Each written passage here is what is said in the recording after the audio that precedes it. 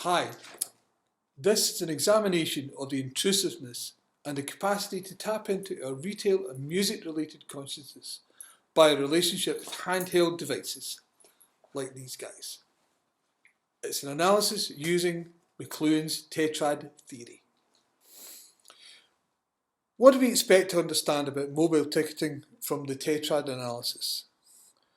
Better service to customers, there'll be a loss of privacy due to data gathering, and with Moore's law, the capacity for the microchip to double every 2 years, mobile ticketing will advance for decades until perhaps technology undoes the live music industry.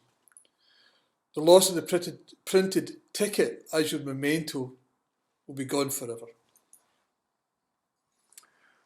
McLuhan declared in 1964, if mechanical technology has become part of the human body and exerted force, physically and socially, this fact appears nowhere more vividly than in mechanical weaponry and the extension of the central nervous system by electronic technology. One could debate if the smartphone could ever be conceived as a weapon, but it certainly could be confirmed as a business and retail tool. The transformation of smartphones was stated by Milonis in 2019 when he said from a simple communications tool to a multi-purpose device that's continually evolving. On the 2nd of October 2019 at Ticketmaster's annual conference in London, Greg Pauly, the Senior Vice President of Marketing and Insight, discussed the life cycle of the fan and how Ticketmaster gives them what they want and when they want it. On a global scale, Ticketmaster appeared to be delivering that ethos when they outlined just one of their recent tours as they unveiled some staggering statistics for Taylor Swift's Reputation tour. It was the highest grossing tour in US music history, grossing $280 million. The total attendance was 996,000. And for this discussion, the most important point, it was all digital. And all of those people, 54% of them, were absolutely new digital sign-ups being added as new mobile ticketing customers. One of the first things we should do is discuss what is a mobile ticket. Well, according to Mallet and all, it's a ticket that's purchased on the move via a wireless network on various devices such as a mobile phone or a PDA. And you can see here, like British Airways, this is exactly what he's talking about.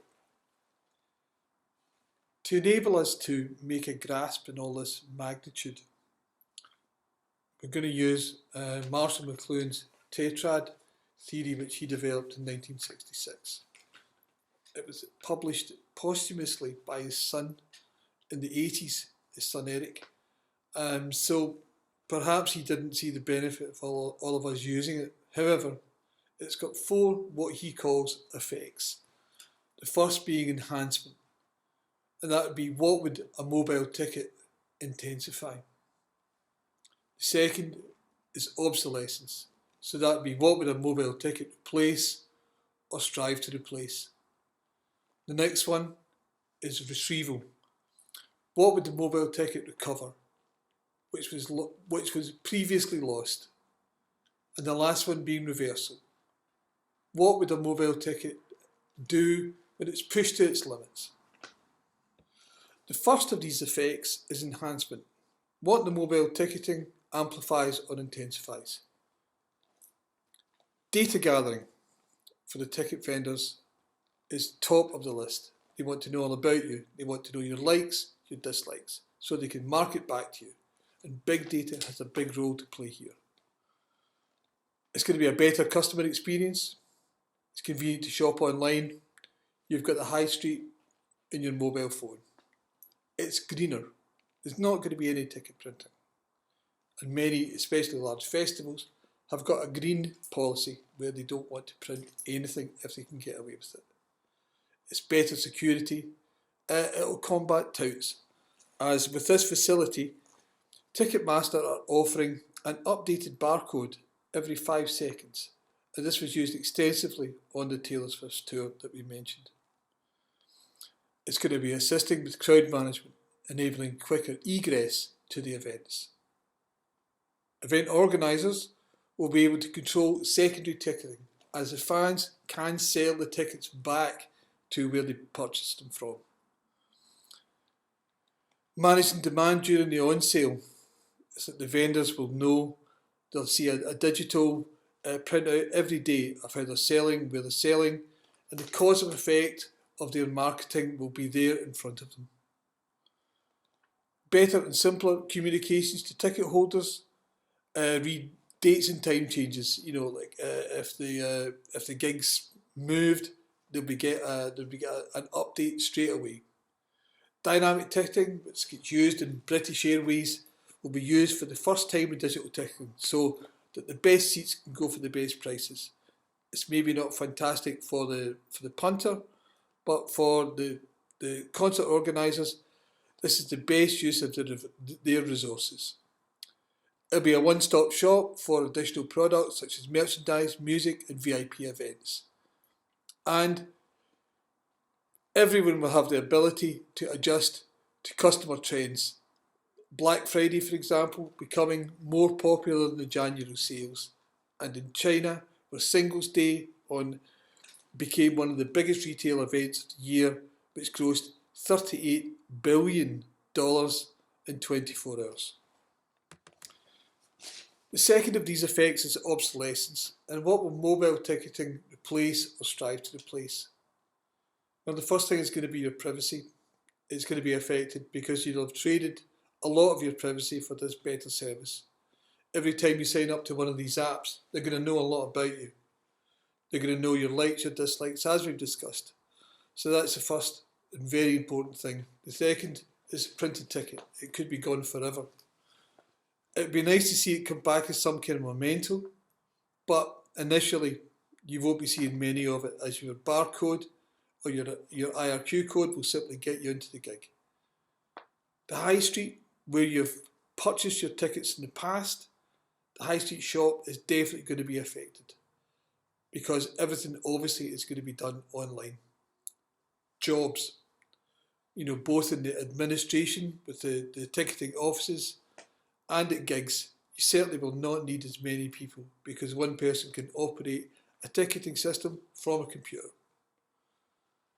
One maybe good thing that it's going to get rid of is big queues at gigs. But the touts are still going to be there, but they're not going to be able to get you, because your ticket is going to be digital. And the barcode, hopefully, is going to change around every 5 seconds and protect you for them. And luckily, the secondary ticketing sites will also be affected by this additional security. To give you a little bit more background on this phenomenon, Ticketmaster stated in 2019 that mobile ticketing was used in 52% of all NFL games. Some stadia, digital ticketing was as high as 92%. 2 million sets of new data was collected, and the data was provided to the NFL with all the personal information of these customers, so they could market back to them again. The third of these effects is retrieval. What the mobile ticket recovers and which was previously lost.